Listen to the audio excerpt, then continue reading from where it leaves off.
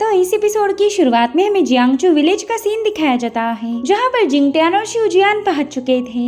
वहाँ के एल्डर उन्हें बताने लगे कि चलो इस बहाने से हमारी मुलाकात हो गई। दरअसल हमारा आइलैंड डिवाइन सेक्रेट बीस्ट के रिमेन्स पर मौजूद है। हमारे एंसेस्टर ने उस बीस्ट की पावर और स्पिरिचुअल एनर्जी को हार्नेस किया था, जिसके चलते हम इस आइलैंड पर कहीं भी ट्रैवल कर सकते, यानी कि ये टाउन एक जायंट टर्टल था। साथ ही वो एल्डर इन दोनों को अपने एंसेस्टर से मिलवाने भी ले जाने लगे। जैसे एल्डर ने समन किया, वहाँ पर दो बंदे अपीयर हो जाते हैं। उस लड़की का नाम था शुइबी और लड़के का नाम था जीफेंग। अब एल्डर के वहाँ से जाते साथ ही जिंगटियान उन एंसेस्टर से कहने लगा कि आप तो किसी भी एंगल से एल्डर नहीं लगते, ये तो काफी ज्यादा अनएक्सपेक्टेड था।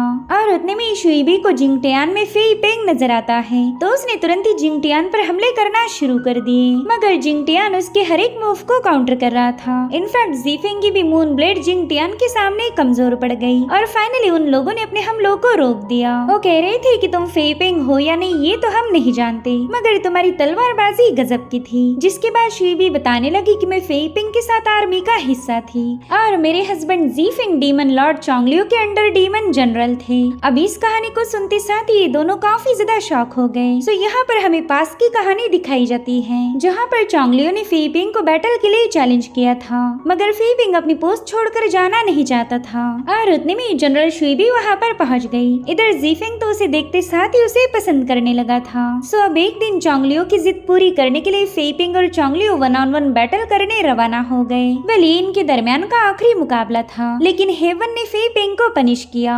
शुइबी बता रही थी कि हमने फेई पेंग को बचाने के लिए हेवन के सामने रिक्वेस्ट की थी, लेकिन हेवन ने हमारी एक नहीं सुनी। साथ ही फेई पेंग के हाथ से डिवाइन सोर्ड भी लॉस्ट हो गई थी, तो मैं खुद होकर मॉर्टर वर्ल्ड में डिसेंड हो गई। लेकिन वहाँ पर मेरी जी फांग से मुलाकात हो जाती है। मैंने उससे पूछा कि वो मुझे फॉलो करना क्यों चाहता है, जिस पर जीफेंग कह रहा था कि मैं तो तुम्हारी मदद करने आया हूँ। दरअसल जीफेंग ही वो बंदा था जिसने चोंगलियो और फेई पेंग के दरमियान चल रहे मुकाबले का फायदा उठाकर हेवनली रेल्म पर अटैक किया था, और इसी रीजन की वजह से फेई पेंग को भी पनिशमेंट मिली थी। और जब ये बात चोंगलियो को पता चली तो वो जीफेंग पर काफी ज्यादा भड़क गया। वो कह रहा था कि तेरी वजह से मेरे दोस्त को सजा मिली, तो अब तुझे भी इसकी पनिशमेंट मिलनी ही चाहिए। चोंगलियो जीफेंग से काफी ज्यादा नाराज हुआ था और अब ये सारी कहानी जीफेंग ने शुइबी को बता दी। वो कह रहा था कि भले डीमंस और गॉड एक दूसरे के कट्टर दुश्मन हैं, मगर फेई पेंग और डीमन लॉर्ड एक दूसरे की रिस्पेक्ट करते हैं। इसलिए चोंगलियो ने ही मुझे जाओडान सोर्ड ढूंढने के लिए यहाँ भेजा, ताकि वो फेई पेंग की पनिशमेंट को कम करवा सके। और इसी तरह से ये दोनों एक साथ मिलकर सोर्ड की तलाश करने लगे। शुइबी बताती है कि हम दोनों ने काफी मेहनत करके फाइनली जाओडान सोर्ड को ढूंढ लिया था, मगर जब हमें वो तलवार मिली तब तक काफी देर हो चुकी थी। हेवन ने फेई पेंग को मॉर्टर वर्ल्ड में रीइंकार्नेशन के लिए भेज दिया और इसी वजह से मेरा हेवनली कोर्ट पर से पूरा भरोसा उठ गया था। मैंने डिसाइड किया कि मैं अब हेवनली रेल्म में नहीं जाऊंगी। और फिर इसी दरमियान मेरा एक बहुत ही पावरफुल डीमन से मुकाबला हुआ था, जिसके पास वुचेन सोर्ड थी, जो कि काफी ज्यादा ताकतवर मानी जाती। लेकिन वो बंदा मुझे मार पाई इससे पहले ही जीफेंग ने अपना एक हाथ खोकर मेरी जान बचाई और फिर हम दोनों ने एक साथ मिलकर उस डीमन का मुकाबला किया। लेकिन इसी दरमियान उस डीमन ने मुझे अपनी बाइंडिंग रोप में कैद कर लिया था। उसी वक्त जीफेंग ने उसे घायल करते हुए उस पर डीमन फ्लेम से अटैक किया, जिसके चलते वहाँ पर एक जोरदार धमाका होकर वो डीमन वहीं पर मारा गया। साथ ही इन्होंने उस डीमन के सीक्रेट बीस्ट को भी आजाद कर दिया था, मगर वो डिवाइन बीस्ट कहने लगा कि अब मेरी ये ट्रायल पूरी हो चुकी है, मुझे हेवन में असेंड होना पड़ेगा, लेकिन मैं अपनी शेल को यहीं पर छोड़ के जा रहा हूँ, ये मेरी तरफ से तुम दोनों के लिए तोहफा होगा। और फिर इसी टियांदान बीस्ट की बॉडी एक आइलैंड में बदल गई। साथ ही शुइबी जीफेंग से कहने लगी कि अब हेवनली सोल्जर तुम्हारी डीमन फ्लेम्स को ट्रेस करते हुए यहाँ पर पहुँच जाएंगे, तो अब हम दोनों को यहीं पर छुपना पड़ेगा। इसलिए शुइबी ने आइलैंड पर एक शील्ड फॉर्म करके उसे अंडर वाटर छुपा दिया। वो जीफेंग से कह रही थी कि जब तक तुम अपने कटे हुए हाथ को दोबारा से जनरेट ना करो तुम्हें यहीं पर रुकना होगा।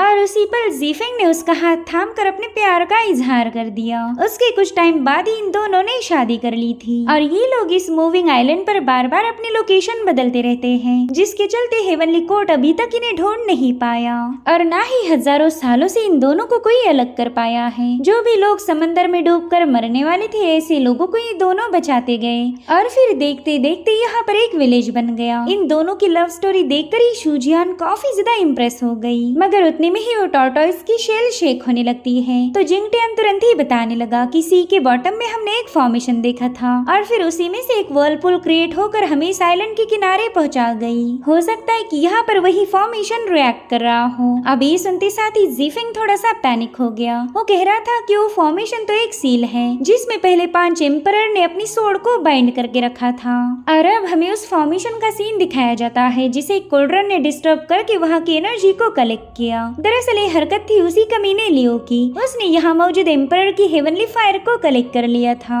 जिसके चलते वहाँ पर तबाही मचना शुरू हो गई। इसका असर दूसरे टाउन पर भी होने लगा। समंदर से निकलने वाले फायरबॉल टाउन पर बरस रहे थे। इसी टाउन में जीशान और चांग की भी मुलाकात हो गई, तो ये लोग फटाफट से इंजर्ड लोगों की मदद करने लगे। साथ ही जीशान ने टाउन को बचाने के लिए वहाँ पर एक पावरफुल शील्ड भी खड़ी कर दी थी। इधर जिंगटियान पूछ रहा था कि वोल्केनो एग्जैक्टली समंदर के बीच में अपीयर कैसे हो गया, तो शुई भी उसे बताने लगी कि पहले 5 एम्परर ने यहाँ पर एक सील को सेटअप किया था और उसके अंदर उन्होंने एक बहुत ही स्पेशल सोड को दफना दिया। इस डिवाइन सोड को बनाने के लिए 5 एम्परर ने हेवनली फायर का यूज किया था और फिर इसी तलवार से उन्होंने न जाने कितने ही सारे डीमंस का सर्वनाश किया। इसी वजह से इस सोड में डार्कनेस बढ़ता गया और फिर वो एक ईवल सोड में तब्दील हो गई। तो 5 एम्परर को मजबूर होकर इस तलवार को जमीन के अंदर दफना देना पड़ा। साथ ही इसे सील करने के लिए उन्होंने हेवनली फायर का इस्तेमाल किया था। और गाइस इसी वजह से हेवनली फायर को हासिल करने के लालच में लियो ने उस सील को हटा दिया। वहीं पर जीफिंग बता रहा था कि इस तलवार को ना ही कोई डीमन यूज कर सकता और ना ही कोई डिवाइन, क्योंकि ये सोड अपने आप में एक कयामत है। अगर ये तलवार पूरी तरह से आजाद हो गई तो मानजाओ टाउन डिस्ट्रॉय हो जाएगा और अब हमें इस आइलैंड को भी यहाँ से हटाना पड़ेगा। वहीं दूसरी तरफ मानजाओ के लोग बैरियर की वजह से सेफ थे और उतने में जिंगटियान और शिवजियान भी वहाँ पर पहुँच जाते हैं। जिंगटियान तो वहाँ आते साथ ही लोंगकुई को एक साइन ड्रॉ करके पूछने लगा कि बताओ इसका क्या मतलब होगा, तो उसे ऑब्जर्व करते साथ ही लोंगकुई बताने लगी कि ये तो एक कोल्ड्रन है और उस पर 3 अलग अलग किस्म की फ्लेम बनाई गई। वहीं पर जीशान कहते हैं कि ये एक सिंबल है जो कि 3 ट्रू फ्लेम्स को रिप्रेजेंट करता।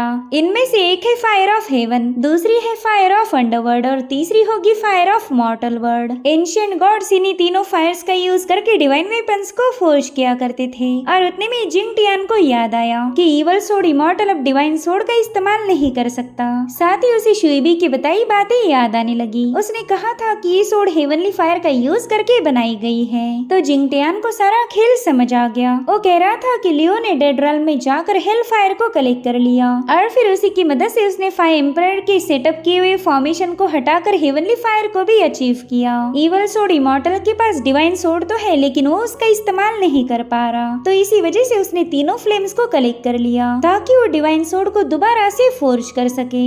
और उतने में वो पूरा इलाका शेक होने लगा। जिंगटियान कह रहा था कि उस लालची लियो ने सील को ब्रेक करके इस दुनिया पर एक नई मुसीबत को ला के रख दिया।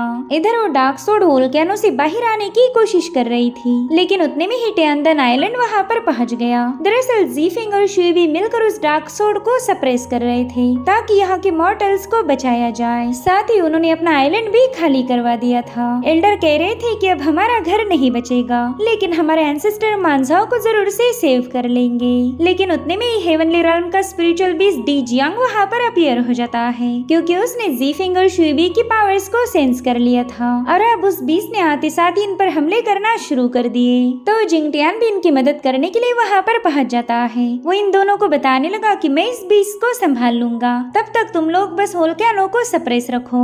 इधर वो बीस्ट अपनी थंडर पावर से जिंगटियान पर अटैक करते हुए उसके पीछे लग जाता है, मगर तब तक जिंगटियान ने भी अपनी हेवनली थंडर सोर्ड स्टाइल का यूज करके उस बीस्ट पर हमला कर दिया। लेकिन वो बीस्ट इतना शातिर था कि जिंगटियान को चकमा देकर तुरंत ही वहाँ से गायब हो गया और फिर उसने पीछे से पोर्टल ओपन करते हुए जिंगटियान पर स्नेक अटैक कर दिया। इधर उस वोल्केनो से कई सारे फायरबॉल रिलीज होकर सिटी पर अटैक करते जा रहे थे, मगर चांग उन लोगों की हेल्प करने लगा। वहीं पर जीशान उन फायरबॉल्स को काउंटर कर रही थी। इधर डी जियांग बीस्ट अपनी शक्ल का इस्तेमाल करते हुए जिंगटियान को जकड़ लेता है, मगर उसी वक्त शुजियान ने वहाँ पर अपना एक जायंट स्लिंग शॉट बनाकर उस बीस्ट पर हमला कर दिया, जिसके चलते जिंगटियान भी उस बीस्ट की चुंगल से आजाद हो जाता है। और अब जिंगटियान ने उस बीस्ट पर एक पावरफुल अटैक कर दिया जिसमें दोनों भी जमीन पर पटके जाते हैं। और तब तक जीफिंग और शुइबी ने मिलकर तियांदान आइलैंड के नीचे उस सोड को सप्रेस कर दिया। इन्होंने कैलामिटी को होने से रोक लिया था, मगर तभी आसमान में एक हेवनली डेटी अपीयर हो गया। वो अपने ढेर सारे सिपाही भी साथ लाया था। साथ ही वो शुइबी से कहने लगा कि तुमने हेवन को धोखा देकर हमारे दुश्मन का साथ दिया, उस डीमन के साथ कई सौ सालों से छुप के रहती आई, तो बताओ क्या तुम्हें अपना गुनाह कबूल है? जिस पर शुइबी कहती है कि मैंने अपनी डिवाइन रैंकिंग छोड़कर डीमन क्लैन के बंदे से शादी की, लेकिन हजारों सालों में हमने आज तक कभी किसी मासूम को नुकसान नहीं पहुंचाया। तो फिर तुम्हें कैसे कह सकते हो कि मैंने हेवन को धोखा दिया? जिस पर ओडेटी कह रहा था कि सारी सफाई तुम हेवनली कोर्ट के सामने देना, मेरा तो काम है तुम्हें गिरफ्तार करके वहाँ तक पहुँचा देना।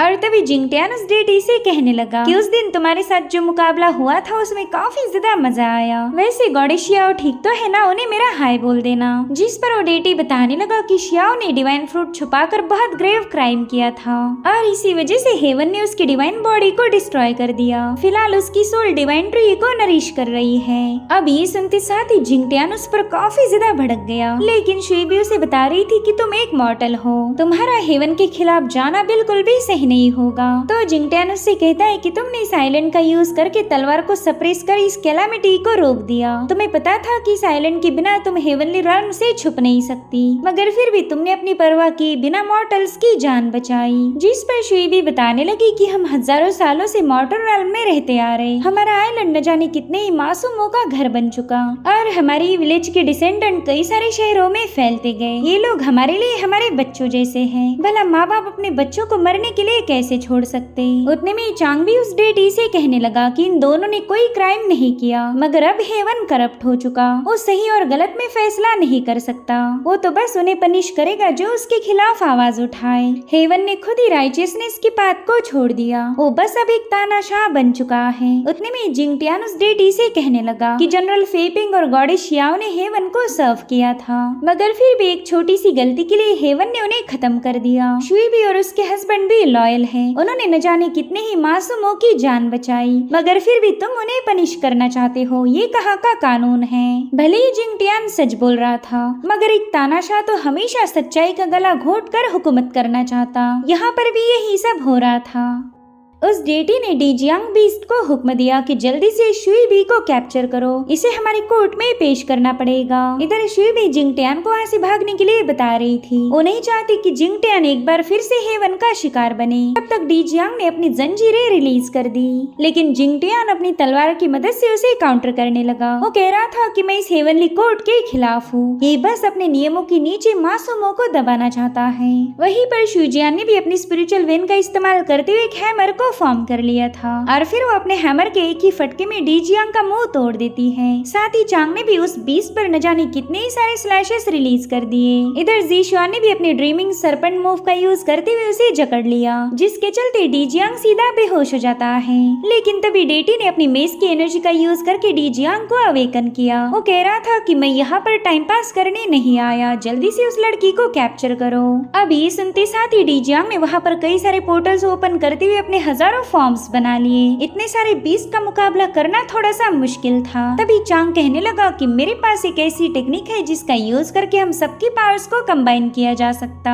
हम यहाँ पर एक पावरफुल फॉर्मेशन बना लेंगे। मेरे ख्याल से इस बीस्ट को होल्ड करने के लिए वो फॉर्मेशन ही सही रहेगा। सो अब इन लोगों ने मिलकर अपने पावर्स को चांग के फॉर्मेशन के साथ चैनल करना स्टार्ट कर दिया। वेल इसे 5 एलिमेंट फॉर्मेशन कहा जाता था। तो उसके फॉर्म होते साथ ही वहाँ पर एक पावरफुल शील्ड क्रिएट हो गई। डीजियांग के जो भी फॉर्म उस पर टच हुआ वो जलकर राख होते जा रहा था, जिसके चलते वो बीस्ट धीरे धीरे कमजोर पड़ जाता है। ये सब देखकर तो डेटी काफी ज्यादा भड़क गया। वो कह रहा था कि फॉर्मेशन हमारे हेवंस ने तुम्हारे सेक्ट को सिखाया था और आज तुम उसी का यूज हमारे खिलाफ कर रहे हो। तो जिंगटियान उससे कहने लगा कि उस दिन भी तू मेरे सामने हार गया था और आज हमने तेरे बीस्ट को भी हरा दिया, तो क्यों ना तू चुपचाप से यहाँ से वापस चला जा। लेकिन उतने में वहाँ का फ्लोर शेक होने लगा। पूरी सिटी में फायर इरप्ट हो रही थी, यानी कि हजारों मीलों तक का पूरा इलाका जलकर राख हो जाएगा। न जाने कितने ही मॉर्टल्स इसमें मारे जाएंगे। लेकिन तभी शुइबी कहती है कि हम अपने स्पिरिचुअल पावर का यूज करके जमीन के अंदर मौजूद फायर वेन्स को शांत कर सकते हैं। इस तरह से हजारों लोगों की जान बचाई जाएगी। जो सुनकर ही ज़ीफिंग उससे कहने लगा कि अगर हमने ऐसा किया तो हमारी मौत हो जाएगी, क्या वाकई तुम इसके लिए तैयार हो? तो शुइबी उससे कहती कि हर एक दावत खत्म जरूर होती। हम दोनों ने न जाने कितने ही सारे हसीन पल एक साथ गुजारे, मगर इन लोगों की जिंदगी तो अभी अभी शुरू हुई है। जिस पर जीफेंग कह रहा था कि मैं बस तुमसे दूर जाना बर्दाश्त नहीं कर पाऊंगा, तो शुई भी कहती कि मैं भी तुमसे अलग होना नहीं चाहती, लेकिन हम दोबारा से जरूर मिलेंगे। और फिर इन दोनों ने एक दूसरे को गले लगा लिया। यहाँ पर वो अपनी सारी पावर को रिलीज करते हुए अर्थ वेन्स को शांत करने लगे। जीफेंग शुई भी से कह रहा था कि मैं तुम्हें जरूर से ढूंढ लूंगा, मैं तुमसे वादा करता हूँ। और गाइस वाकई ये काफी ज्यादा इमोशनल सीन था। इन दोनों ने खुद को कुर्बान करके उस वोल्केनो को शांत कर दिया। तो वहाँ मौजूद हर एक बंदा इन दोनों के लिए मायूस हो गया। डेटी भी वहाँ से वापस जा चुका था और अब चांग जीशुआन से बात करने पहुँच गया। वो उसे बता रहा था कि मैं तुमसे आज भी उतना ही प्यार करता हूँ, मेरी फीलिंग जरा भी कम नहीं हुई। तो जीशुआन उससे कहती कि मैं ये सब जानती हूँ, लेकिन फिलहाल शू माउंटेन को तुम्हारी जरूरत है, हम दोनों की दोबारा से मुलाकात जरूर होगी। उतने में ही जियांगचू विलेज के लोग भी दोबारा से अपने आइलैंड पर वापस आ गए। वो काफी ज्यादा मायूस थे कि उनके एंसेस्टर अब नहीं रहे। और फिर इन सब ने जीफेंग और शुईबी के स्टैचू के सामने अपनी रिस्पेक्ट पेश की। अगले सीन में हम देख पाते हैं कि इन्होंने थंडर हॉल के फ्रॉड बंदे को पकड़ लिया। जिंगटियान उससे पूछ रहा था कि बताओ वाटर स्पिरिट पर्ल कहाँ पर है, जिस पर वो बंदा कह रहा था कि माँ कसम मैं किसी पर्ल को नहीं जानता।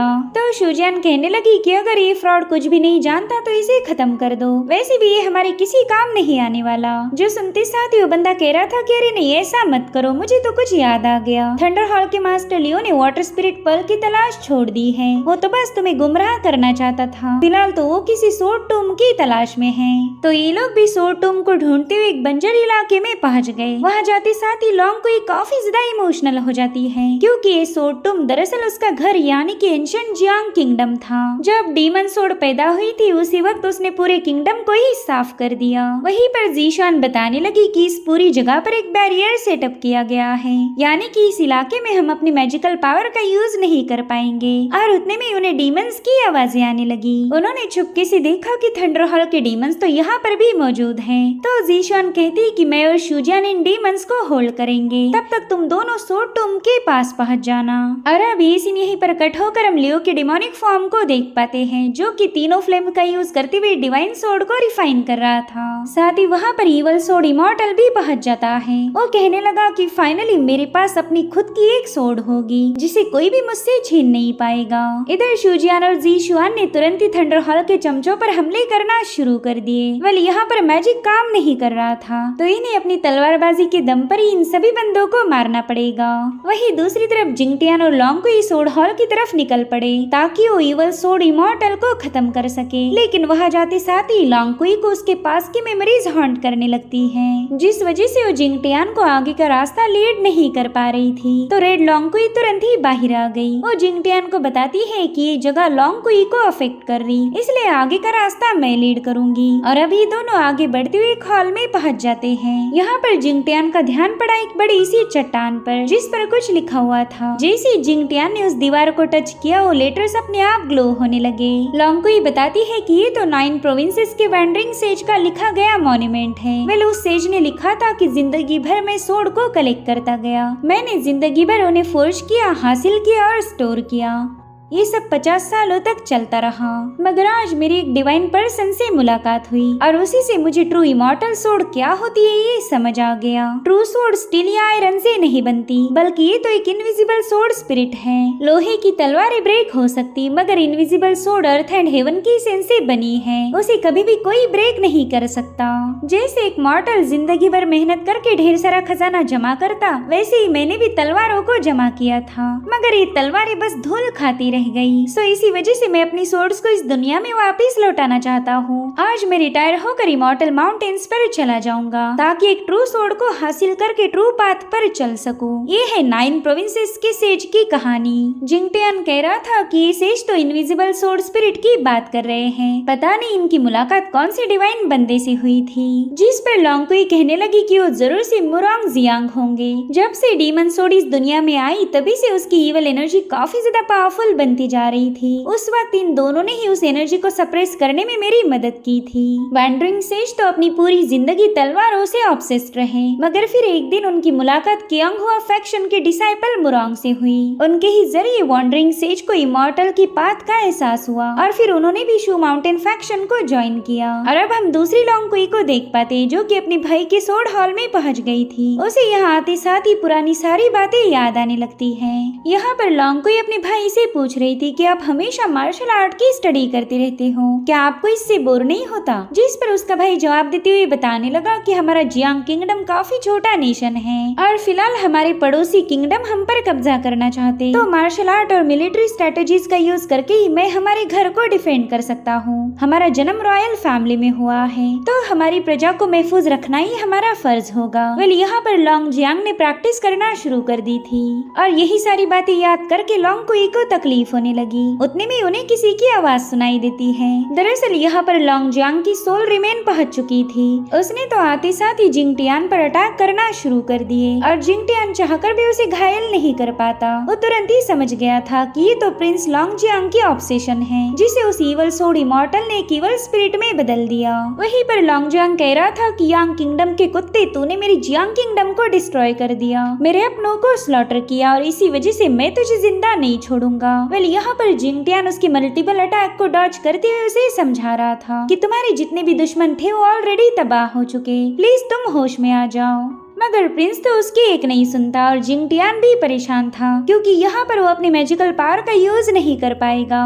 लेकिन तभी उसके दिमाग में एक आइडिया आई कि क्यों ना वो वॉन्डरिंग सेज की इनविजिबल सोड का यूज करे। और उतने में लोंगकुई ने प्रिंस लोंग का मुकाबला करना शुरू कर दिया। वो जिंगटियान से कह रही थी कि तुम इस टैबलेट की मीनिंग को अंडरस्टैंड करो, तब तक मैं इसे बिजी रखूंगी। सब लोंगकुई ने उसके अटैक को डॉज करना शुरू कर दिया। वही दूसरी तरफ जिंगटियान उन सारे लेटर्स को समझने में बिजी हो गया। वहाँ मौजूद हर एक गोल्डन लेटर उसके आसपास फ्लोट हो रहा था, जो देखते साथ ही प्रिंस लोंग उस पर हमला करने कूद जाता है। मगर उसी वक्त जिंगटियान ने इनविजिबल सोड को ग्रास्प कर लिया था, जिसके चलते वहाँ पर काफी स्ट्रॉन्ग आरा रिलीज होने लगती है। इतना ही नहीं, उसने हजारों इनविजिबल सोड की प्रिंस लोंग पर बारिश कर दी और अब एक जोरदार एनर्जी अटैक के साथ वो उसे हरा देता है। इधर लोंगकुई तुरंत ही अपने भाई के पास पहुँच गई। जिंगटियान उसे बता रहा था कि देखो, तुम्हारी सोड फोर्ज हो चुकी थी, लेकिन इसकी कीमत तुम्हारी सिस्टर ने चुकाई। अभी सुनते साथ ही वो काफी ज्यादा मायूस हो गया। वो कह रहा था कि मैं तुम में से किसी को बचा नहीं पाया, तो लोंगकुई उसे समझाती कि तुम कभी अपने कर्तव्य में फेल नहीं हुए थे, इसलिए खुद पर ब्लेम मत करो। मुझे तो बस दुख इस बात का है कि मैंने अपने सभी लोगों को खो दिया। मैं पूरी तरह से अकेली पड़ गई थी, लेकिन बाद में मुझे वो लोग मिले जो मुझसे प्यार करते हैं। मैं भी उनकी मदद करना चाहती थी, इसे ही तो अपनों को प्रोटेक्ट करना कहा जाता। वहीं पर प्रिंस को भी लोंगकुई को खुश देखते साथ ही रिलीफ मिला। वो कहता है कि अब तुम अकेली नहीं हो, मुझे यहाँ से जाना पड़ेगा। और फिर वो पूरी तरह से वैनिश हो जाता है। लोंगकुई अपने भाई के लिए काफी ज्यादा रो रही थी, मगर जिंगटियान उसके पास है। वो लोंगकुई को छू कर बताना चाहता था कि वो हमेशा उसके साथ रहेगा। हालांकि लोंगकुई एक स्पिरिट थी, तो वो उसे छू भी नहीं सकता। मगर उतने में वहाँ मौजूद गोल्डन डस्ट लोंगकुई की बॉडी में समा कर उसकी ह्यूमन बॉडी को बना लेती है। जिंगटियान तो ये देख कर ही हैरान हो गया। इनफैक्ट लोंगकुई काफी ज्यादा खुश थी क्योंकि अब वो अपने भाई का हाथ थाम सकती है। लेकिन उतने में वो पूरा हॉल काफी तेजी के साथ कांपने लगा। तो जिंगटियान समझ जाता है कि ईवल इमॉर्टल यही कहीं आसपास होगा, इसलिए वो तुरंत ही नेक्स्ट हॉल में पहुंच जाता है। उसने तो वहाँ आते साथ ही सोड इमॉर्टल पर हमला कर दिया। हालांकि उस डीमन ने अपनी एनर्जी का यूज करके उसे डिस्ट्रॉय कर दिया था। वो कहता है कि मुझे तो लगा था कि प्रिंस लोंगयांग तुम्हें रोक लेगा, लेकिन शायद वो भी इसमें फेल हो चुका है। इधर जिंगटियान उस पर एक जबरदस्त अटैक करते हुए उसे घायल कर देता है। मगर तभी ईवल इमॉर्टल का डिसाइपल लियो वहाँ पर पहुँच गया। उसने आते साथ ही लोंगकुई को जकड़ लिया था। साथ ही वो जिंगटियान से कहता है कि जल्दी से वो डीमन सोड मेरे हवाले कर दे, वरना मैं इसे मार दूंगा। तो जिंगटियान ने तुरंत ही उस तलवार को हवा में थ्रो करते हुए लोंगकुई को कैच कर लिया। लेकिन उसी वक्त वो अपनी इनविजिबल सोड आर्ट का यूज करते हुए उस लियो पर कई सारे अटैक करने लगा। वेल इसके लियो और उसके ईवल मास्टर को जरा भी उम्मीद नहीं थी। जिंगटियान ने अपने इतने सारे स्लैशेस उस पर रिलीज कर दिए दिए कि वो बंदा ऑन द स्पॉट मारा जाता है। अभी देखते साथ ही इवल इमॉर्टल ने गुस्से में आकर जिंगटियान की तलवार को एक पुल में थ्रो करते हुए वहाँ पर एक जोरदार एक्सप्लोजन कर दिया, जिसके चलते वहाँ मौजूद बैरियर भी ब्रेक हो जाता है। और यही रीजन था कि अब जीशुआन और शुजियान अपने मैजिकल पावर्स का यूज कर पा रही थी। तो ये दोनों तुरंत ही सोड फर्नेस की तरफ रवाना हो गई। वहीं दूसरी तरफ जिंगटियान ने देखा कि इवल इमॉर्टल ने अपने हेवनली डीमन सोड को फोर्स करना शुरू कर दिया। वहाँ पर कई सारी इवल स्पिरिट्स रोटेट हो रही थी। तब तक जीशुआन और शुजियान भी हॉल में पहुंच गई। तो इवल सोड इमॉर्टल इन पर भी अपनी डीमन सोड से हमला कर देता है। उसकी तलवार वाकई काफी ज्यादा पावरफुल बन चुकी थी। वो कहता है कि मैं अपने हाथों से तुम्हारी शू माउंटेन को वाइप आउट करने वाला हूँ, जिस पर जिंगटियान कह रहा था कि हम भी तेरे सामने अपना सिर नहीं झुकाएंगे। अब ये सुनते साथ ही उस डीमन ने गुस्से में आकर अपनी तलवार को सीधे जिंगटियान के अंदर पियर्स कर दिया। वो जिंगटियान को बता रहा था कि इस दुनिया में ऐसा कोई नहीं जो मेरे ट्रू फॉर्म को डिस्ट्रॉय कर सके। इधर जिंगटियान अब घायल हालत में नीचे गिर गया। उसे अपनी आंखों के सामने शुजियान नजर आ रही थी, मगर उतने में ही वो बेहोश हो जाता है। और अब हमें शू माउंटेन फैक्शन का सीन दिखाया जाता है, जहाँ पर सेटअप किए गए बैरियर को इवल इमॉर्टल ने एक ही सेकंड में शटर कर दिया था, जो देखकर ही वो सभी लोग शॉक हो गए। और अब वो डीमन अपनी इवल स्पिरिट को रिलीज करने लगा। तब तक चांगशिंग भी वहाँ पर पहुंच चुका था। उसने तुरंत ही अपने डिसाइपल के साथ मिलकर एक सोड फॉर्मेशन क्रिएट करते हुए उन इवल स्पिरिट्स पर अटैक करना शुरू कर दिए, लेकिन ये लोग चाहकर भी उन स्पिरिट्स को मार नहीं पा रहे थे। चांग तुरंत ही समझ जाता है कि स्पिरिट दरअसल उस इवल कल्टीवेटर के मैलिशियस थॉट्स हैं। तो अब वो सीधे उस डीमन का मुकाबला करने रवाना हो गया। इधर जिंगटियान बेहोश था, तो जीशुआन उसे बचाने के लिए अपनी पावर्स का यूज करने लगी, लेकिन जिंगटियान की हार्ट मेरिडियन पूरी तरह से शैटर हो गई थी, जिसके चलते वो जिंगटियान को बचा नहीं पाएगी। इधर शुजियान काफी ज्यादा रोने लगती है। वो कह रही थी कि क्यों ना मैं अपनी स्पिरिचुअल फ्रूट बॉडी का यूज करूं। ये दोनों भी उसमें अपनी पावर्स ऐड कर रही थी, मगर जिंगटियान पर इसका कोई असर नहीं होता। तो लॉन्गकुई अपने सेकंड फॉर्म से पूछने लगी कि क्या मेरे भाई को बचाने का कोई तरीका नहीं है, जिस पर वो बताती है कि हाँ, उसे बचाया जा सकता।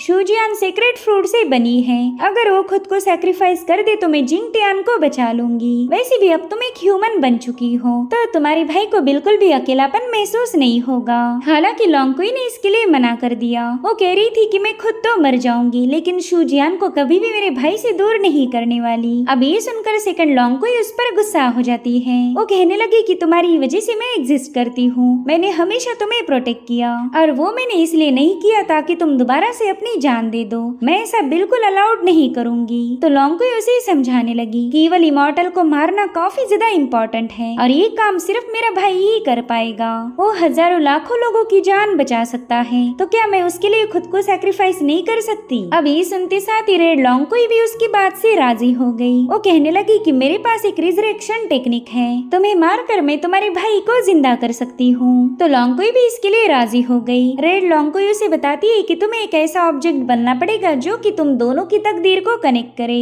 फिर तुम दोनों में से एक को बचाया जा सकता। तो लॉन्गकुई सीधे उस फर्नेस की तरफ आगे बढ़ने लगी, जिसमें वो पहले भी मर चुकी है। उसने डीमन सोड के पीसेस उठा लिए थे।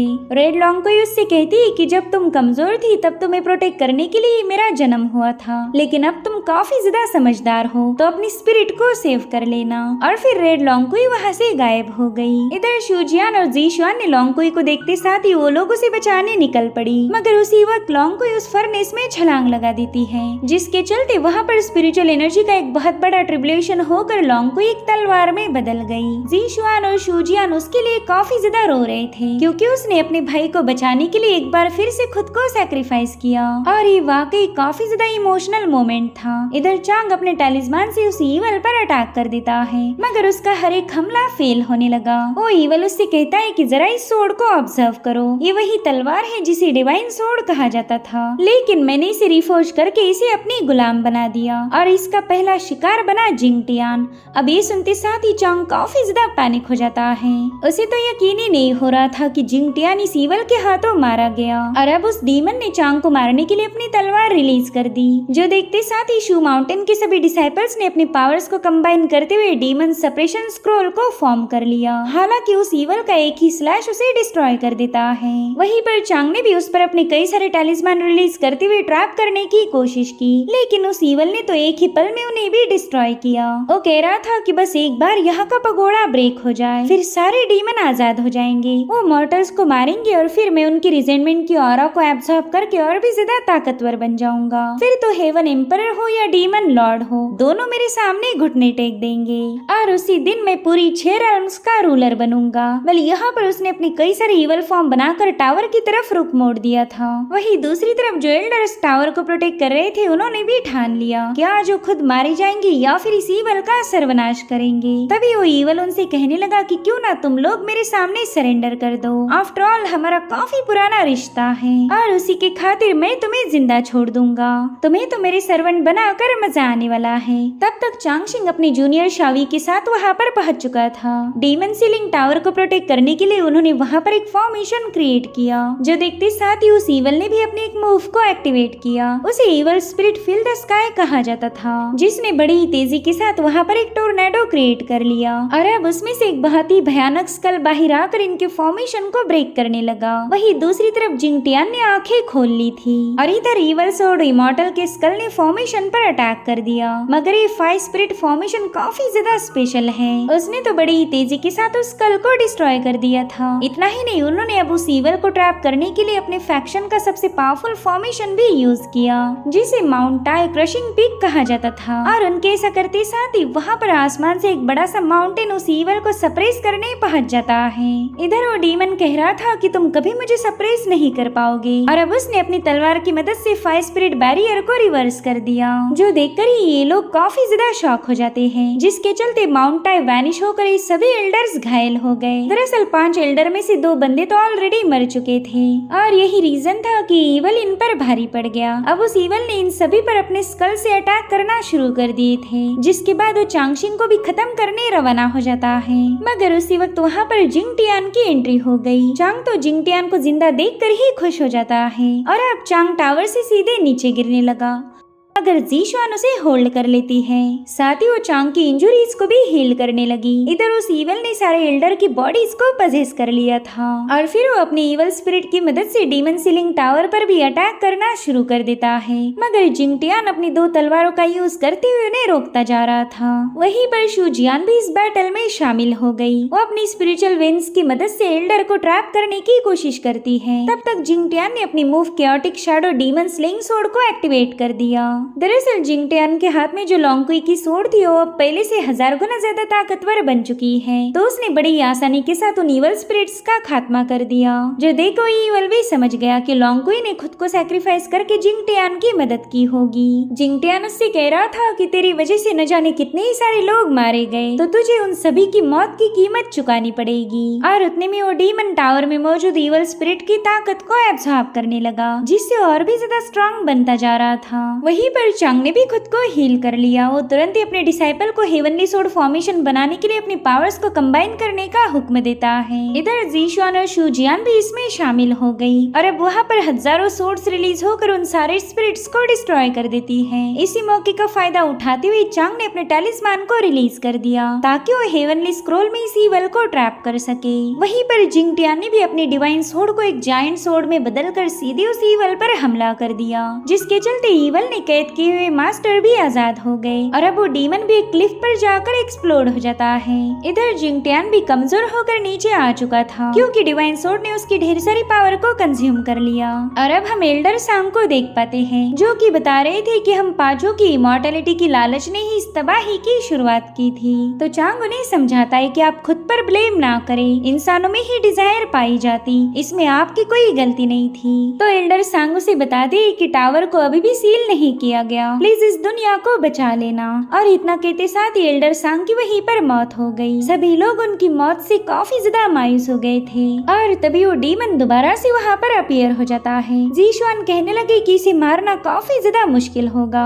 मगर जिंगटियान ने फैसला कर लिया था कि वो इस पर एक बहुत ही भयानक फाइनल स्ट्राइक हिट करेगा। इधर उस डीमन ने भी Starfall trembling the earth technique को एक्टिवेट कर लिया था, जिसके चलते शू माउंटेन पर कई सारे हमले होना शुरू हो गए। तो जिंगटियान जिंगटियान एक बार फिर से उसके साथ भिड़ जाता है। साथ ही वहाँ मौजूद हर एक बंदा अपनी स्पिरिचुअल एनर्जी जिंगटियान की बॉडी में ट्रांसफर करने लगा और उसी की मदद से जिंगटियान ने वहाँ पर एक सोर्ड फॉर्म कर ली जो कि उस ईवल पर अटैक करना शुरू कर देती है। वो ईवल चाहकर भी इन हमलों को काउंटर नहीं कर पाता। साथ ही जिंगटियान के पास सबकी पावर्स आ चुकी थी तो डीमन उससे कहने लगा कि तुम्हारे पास इमॉर्टल बनने का गोल्डन चांस है, इन सभी को खत्म करके तुम हेवन में असेंड हो जाओ। जिस पर जिंगटियान कहने लगा कि ना, मुझे तो मेरी मॉर्टल्स की दुनिया ही ज्यादा पसंद है, हेवंस की गुलामी भला कौन करेगा। और अब वहाँ पर जिंगटियान ने बहुत ही भयानक सोर्ड को समन कर लिया। इस टेक्निक को primal spirit slash of earth and heaven कहा जाता है। और अब उस तलवार ने सीधे उस डीमन पर हमला कर दिया जिसके चलते वहाँ पर एक जोरदार एक्सप्लोजन होकर उस डीमन की बॉडी डिस्ट्रॉय होना शुरू हो गई। वो ईवल कह रहा था कि चलो फाइनली इंसानों को सबक मिल ही गया कि लालच कितनी भयानक हो सकती है। भले आज मेरी हार हो गई लेकिन मैं तुम्हें भी जीतने नहीं दूंगा। और इतना कहते साथ ही उस ईवल ने सीधे जाकर डीमन सीलिंग टावर पर अटैक कर दिया। खैर यही तो तबाही की शुरुआत थी और इसी के साथ ये एपिसोड यहीं पर एंड हो जाता है। Thank you so much for watching. Bye bye, take care.